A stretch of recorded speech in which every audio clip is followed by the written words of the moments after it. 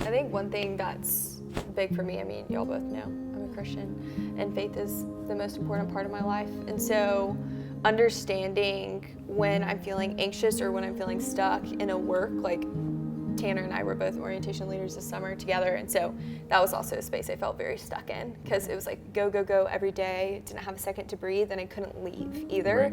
Right.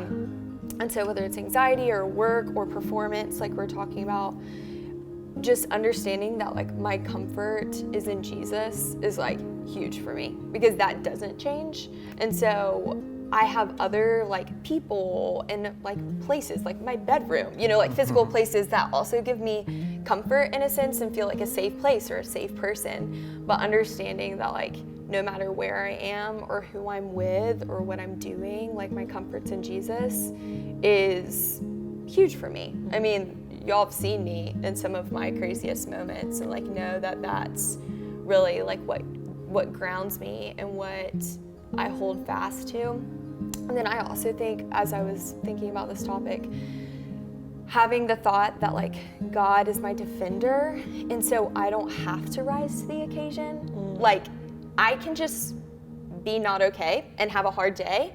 And like if God is my defender, which he is, and he like fights on my behalf, then I can just fail that day.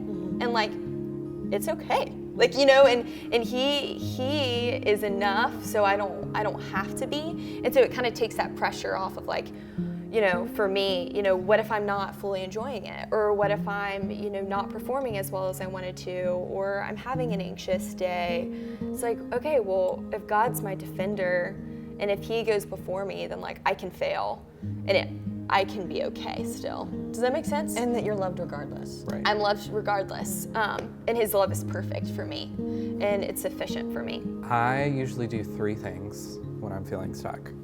When I feel stuck, the loudest voice in my head, no matter what, is my inner self-saboteur.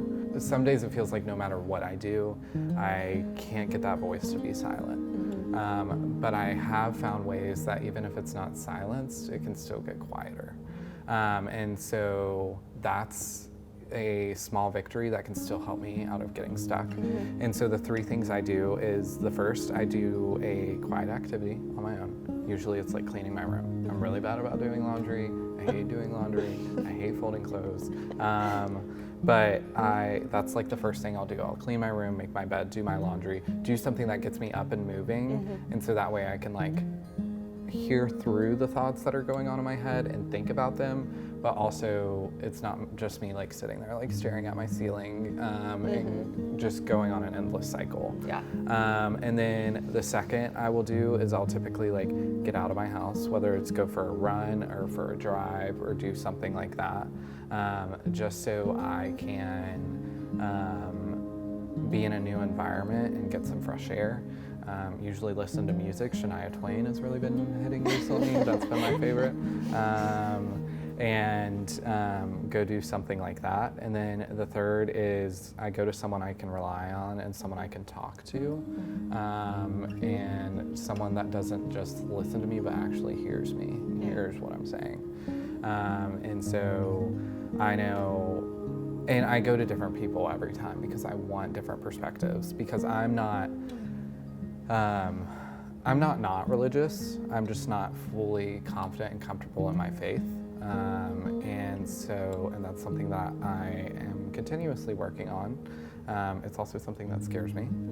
So I don't want to think about it all the time. But it's something I've tried to, over time, gradually build upon. And so whether it's me talking to my friend Dina and us having a talk, and it not being around faith, but about what we can do and change in the moment, and then going to see Puss in Boots and watching a fun movie, or whether it's me going and sitting on Aunt Hollis's front porch and talking to her and asking her questions and picking your brain and trying to understand how faith can possibly play a part in helping with feeling stuck. Is something that's important. And so those are the 3 things I typically do, but those conversations are really what's key at turning the volume down on that self-saboteur. For sure. You guys are so eloquent. Oh my gosh, we got some wordsmiths in the room. I am not religious, like almost decidedly so. So we kind of got like the spectrum among us here, which is really interesting to listen to. I love the phrase like managing your stuckness, because I feel like that's what a lot of us are doing. Like on a college campus, it's like, I was talking to my mom about graduating, and that now I know what I'm doing, but that, 3 days ago I didn't. And so she was like, Calvin, I'm worried about you because you, my mom's a big metaphor lady, so I'm a big metaphor lady of just like, hey, in this ocean of life, like you have always been able to step from one ship to the other. And now you're swimming, girlfriend. Like you're trying to figure it out. And I think a lot of college students, regardless of the age or the year, whatever, feel that way. Yeah. And that can feel really stuck if like this just in no man's land. And so that's one thought, but the other is that when I do feel that stuckness, that for me, that can really mean like I'm glued to the bed. Like I don't, if I'm questioning that why, it's like what am I getting up to do, and does that matter? And I feel like I'm throwing my work into the void, and where is it going? And that for me, that is most frequently remedied by seeking out service. And that's very like how I'm shaped as a person. Whoever creator made me out of clay, and it was all, they sprinkled a lot of service. And so kind of for me being reminded that my actions can have positive impacts on the people around me, for me that's enough.